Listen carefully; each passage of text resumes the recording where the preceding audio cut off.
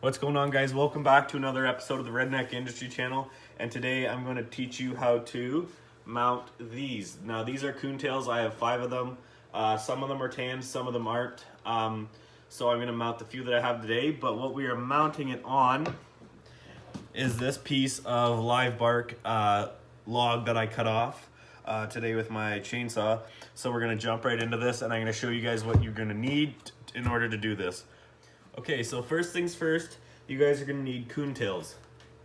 I harvested these all within legal season. I know they're out of season right now in Ontario, but rest assured I got these all during legal season and during legal time to shoot this. And if you guys are going to do this, I ask you please to make sure that you guys are following your local laws and protocol to make sure that you guys are doing this the right and humane way.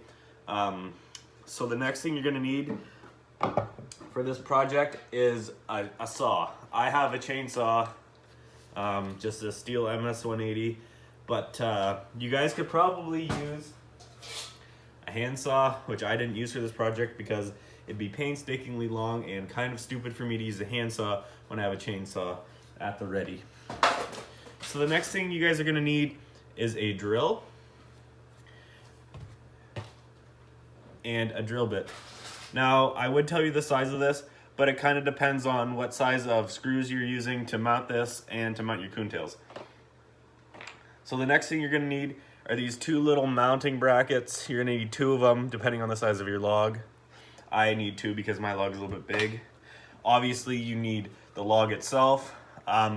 You can choose a piece of deadfall or some wood that you guys cut down from, maybe firewood. That's what I got this off of. I just ripped a piece off of the firewood with my saw. Next thing you guys are going to need is polyurethane, transparent, or if you want to have a bit of a tint to your wood, that's fine. I put Flex Seal on it because I might be mounting it outside. Obviously, you're going to need a paintbrush, or if you have a spray can, you won't have to worry about that. But yeah, that's kind of the main parts of what you're going to need here. So we're going to jump in the video and get a little bit of a headway at this project. All right, so another thing too that I forgot to touch on is you're probably going to want a tape measure and a screwdriver or a drill, like I said, but I cannot find the correct bit for this kind of screw right now, so that's fine. But yeah, so we're going to jump into it now, I promise. So what I've done here is I marked out kind of where my brackets are going to go semi-level. This log kind of starts out thick here and a little bit thinner here. So I've just drawn out with Sharpie. You can see here where my brackets are gonna go. I've drilled out holes on each side for the screws, and I'll get back with you guys when Okay, so we have the hanger mounts on there now. I broke 2 screws off there. So apparently be careful when you're using the actual framing screws for pictures and stuff, like picture frame screws and whatnot. They don't like to twist very much, so I just went ahead and used something like that. Obviously this isn't exactly what I used because I had a flathead in there, but yeah, so those are in. Now time to flip it over and get to the meat of the project. Okay, so these 3 here are ready to be mounted. These 2 I still have to tan. I got these and I had these ones in the freezer, For some reason I had these ones tanned and I did not tan this. But I took a picture and I'll put it in at the end of the video, and it obviously is going to be the thumbnail as well, so you guys see it there too. But now we're going to measure out the length that we want each coon tail to be, which is your personal preference, also the size of your wood and your coon tail. And then we're going to drill the holes for each tail into the wood so we have something to mount the screw in. And then I'll get back to you then. So one thing too I should mention when you're screwing these coon tails in is, I don't know if you guys can see back there when I screwed them into the wall, I found that the hair kind of caught up a little bit, or the fur I should say, caught up a little bit in the screw itself. So what I like to do is kind of part the hair and then find a little bit of skin and screw in from there. I also have a hole, I don't know if you guys can see that, it's right there, from the nail that I had it on the other board.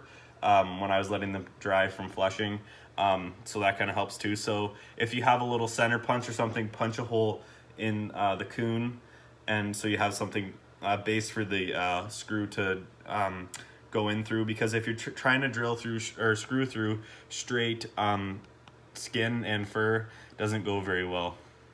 All right, so now I put a nail through the coon tail, if you guys can't see that, and I'm going to mark it off, make an indentation in the wood, kind of where I want the coon tail to be, so I know where to drill. So I'll get back with you guys when I'm done drilling. Okay, so this is number 2. I'm gonna mark it out. Also, another thing too, you guys should lay out the tails kind of where you had the hole, so you guys kind of know where to space things out. I don't know if you guys can see that. Yeah, you can. That's a nice crotch shot too. But so you guys can kind of figure out where you want it spaced out. So one tail here, etc., etc. You guys get the point. So I'm gonna get back to you when I'm done number 2. Number 3. All right, so now you guys can kind of see what I mean by marking the wood with the nail. So you can kind of get a reference of where you want your tails to be on the wood. And then I'm gonna get these tanned up tonight, and I'm going to put it as a thumbnail when I get it all finished up. And it'll be from here over, it will be full. And you won't have to worry about little nicks and stuff like this, because you won't really see them in the video either. So I'm gonna get back with you guys when I'm done drilling the holes for these tails and for the screws. All right guys, I got my drill bit. This is a 5/32 drill bit. And the screws I'm going to be using are these screws right here. They are double threaded screws. So if you, I don't know if you can see if it'll focus or not.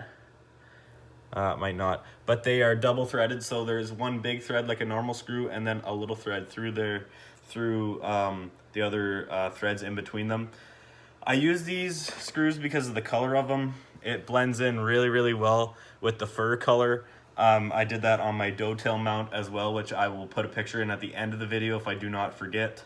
But yeah, I'm gonna go ahead and get this drilled out, and I'll get back to you guys. So I got the holes drilled. They're roughly 5 inches apart for each hole. Now another kind of trick that I do is I thread these screws all the way through the coon tail by hand before I start drilling, so that kind of, if it wants to grab onto the fur, it doesn't really have anything on to grab onto. But I don't know if you guys can see there and there, oops, right there I mean, and right around there. So I'm gonna screw these in, and I'm gonna get back to you guys when I have all this stuff screwed in. All right guys, I have the coon tails on, screwed in, nice and tight. Like I said, I got to tan these up yet and put them here. And I will show you guys what kind of tanning solution I use in a minute. But yeah, that's what it's kind of gonna look like. And it's not perfect at the top, like the tails aren't flush, but I was kind of going for that look. I just want that really rough, live nature look. So yeah, but I'm gonna show you guys what kind of tanning oil and tanning solution I use in a minute. Cumberland Trap Supply Deer Hunter and Trappers Hide Tanning Formula. It's just an orange bottle. I have gloves on right now because the outside of this bottle is actually absolutely saturated in tanning formula. But like you can see here, you can use it on deer skin, coyote, fox, raccoon, squirrel, rabbit, muskrat, beaver, all that kind of good stuff. That's the company right there, so shout out to them if you guys want to hit them up and order some trapping tanning formula. There's the website right there, the hide tanning, www.hidetanning.com. So I'm gonna get this stuff tanned up tonight, probably off camera, if it'll focus. There we go. I'm gonna get this stuff tanned up off camera. But yeah. All right. So thank you guys very much for tuning in and watching, and bearing with me as I'm starting this YouTube channel. It's not gonna be a fast process by any means. And like I explained in, I think it was the hunting vlog video, I'm not really in this at all for money. I'm just in this to give back my knowledge and everything that I know about hunting, fishing, and all that kind of stuff. Thank you very, very much for giving me your time. Hope you guys have a great night. Don't forget to like, comment, and subscribe. And let me know, I should say, what you guys want to see next, and the different kind of stuff you want to see me do. But until then, see you guys next time.